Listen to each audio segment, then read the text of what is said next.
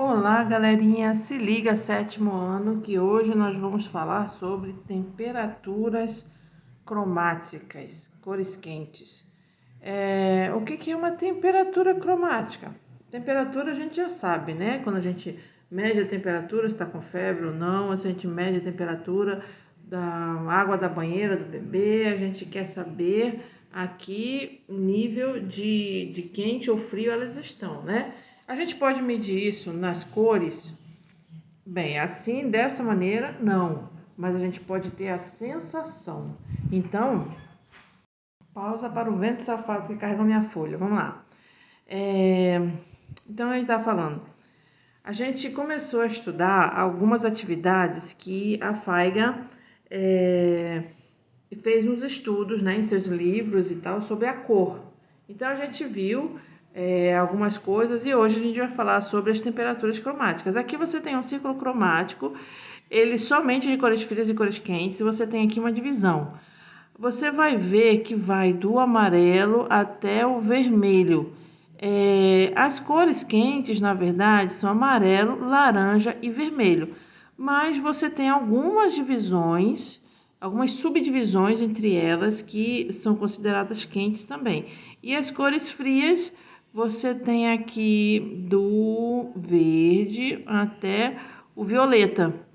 Então, é o violeta azulado, porque você tem o violeta avermelhado, que é quente, você tem o violeta azulado, que é frio. Então, você tem o verde, o azul nas cores frias e você tem o amarelo, laranja e vermelho nas cores quentes, tá? Segundo Feigen, o ponto de partida para estudarmos as temperaturas cromáticas são as três cores básicas do arco-íris, azul, vermelho e amarelo, sendo o azul frio e o vermelho e o amarelo quente. Nesse caso, as três cores primárias, tá? Porque além do azul, você tem também o verde, que é frio, mas aí ela já é uma cor secundária. Então, falando das cores básicas do arco-íris e as cores primárias, azul, vermelho e amarelo, tá?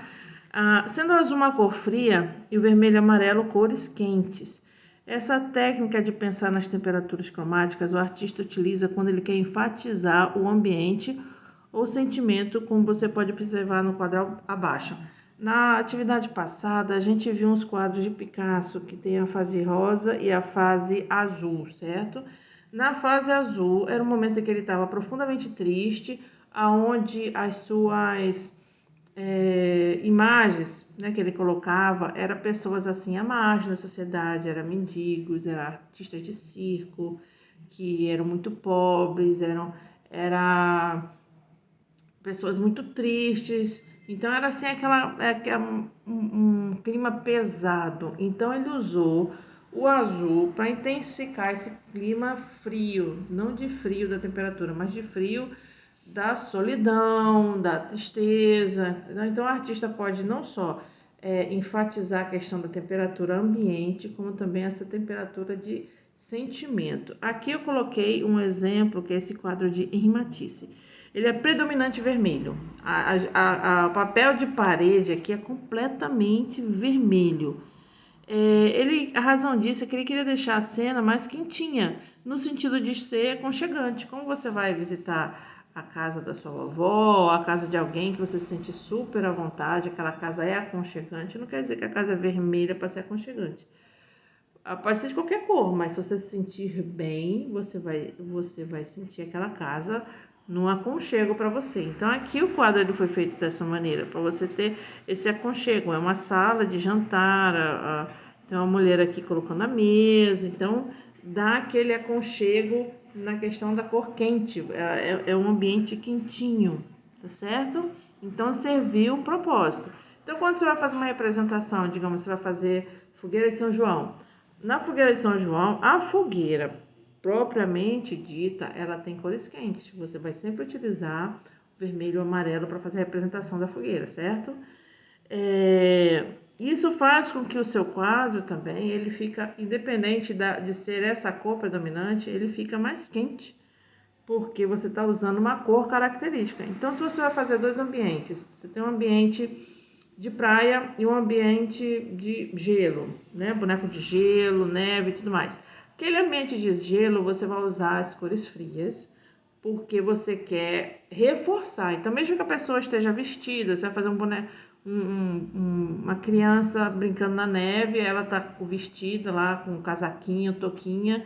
Se você quiser reforçar que realmente é um clima frio e reforçar a frieza do quadro, você vai colocar as roupas da criança com um tom frio, né? Você vai usar verde, diferentes tonalidades de verde, diferentes tonalidades de azul, muito branco, branco também auxilia nessa questão da cor fria, certo? Mas se você quiser dar um contraste, você coloca ele com cores quentes. Então, quando o artista vai fazer um quadro, ele pensa também em relação às cores.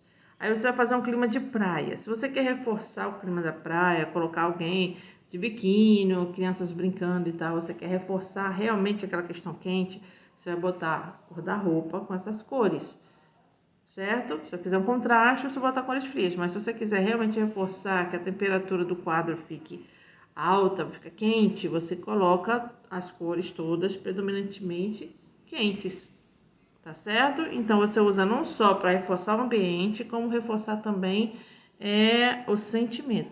Você tem um quadro vibrante, você quer passar, sei lá, jovens, tipo propaganda, jovens sorrindo, brincando, alegres, alegria, vibração. Que cor você vai usar? Cores quentes. Por quê? Porque as cores quentes são vibrantes, dão esse sentido de alegria, de vibração, de que toda essa coisa assim que a juventude dá. Então, você vai pintar com cores quentes, que é o oposto dos quadros de Picasso, que ele pintou com cores frias, aquela questão da solidão, da pobreza, aquele sentimento triste. Deu para entender? Vamos lá. Então, a coisa simples que você vai fazer, pintar com cores quentes. Então, a primeira coisa, você vai separar já as cores para não ter erro. Então, cores quentes, vermelho, laranja e amarelo. Lembrando que o amarelo, ele tem que ser o amarelo mais para dentro dessa cor. Se você usar o amarelo limão, como eu falo aqui, ele é esverdeado, então ele não vai ser predominantemente quente. Então você tem essas cores aqui. Você não pode usar, não vai deixar branco, não vai pintar de verde, nem vai pintar de azul. Tem que usar essas cores. Ah, eu queria mais cores, porque isso aqui é muito pouco, tem muitos detalhes no seu desenho. Beleza, então você tem aqui as cores neutras, diferentes tons de marrom. Por que que o marrom resolve bem aqui, apesar de ser neutro, ele resolve bem a questão aqui com as cores quentes? Porque o marrom tem o vermelho na sua composição. Então, ele traz aqui para as cores quentes. Você tem bege, você tem cinza, tá certo? E em relação ao vermelho, você tem tonalidades diferentes, pode ser rosa, vinho, todos que são próximos do vermelho, os que são próximos do laranja. Agora, se você tem somente uma caixa de lápis 12 cores, né? Então, você vai conseguir somente essas três principais aqui, para pintar de cores quentes. Não tem problema. Você usa com mais intensidade e menos intensidade. Então, você vai pintar a borboleta. Aí você quer pintar de vermelho, aí pinta de vermelho. Mas um vermelho clarinho. Na hora de colocar um outro detalhe na asinha de borboleta, quando você for pintar de vermelho, você usa um vermelho mais forte. Então, se você trabalhar com a menor intensidade, o médio e o forte, você tem três tonalidades, três cores aqui. Você tem três aqui, você tem três aqui. Você vai ter 9.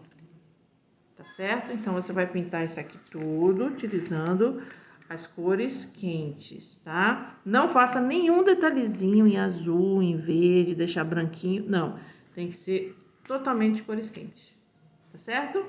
Ficamos por aqui. Um beijo, um queijo e até a próxima.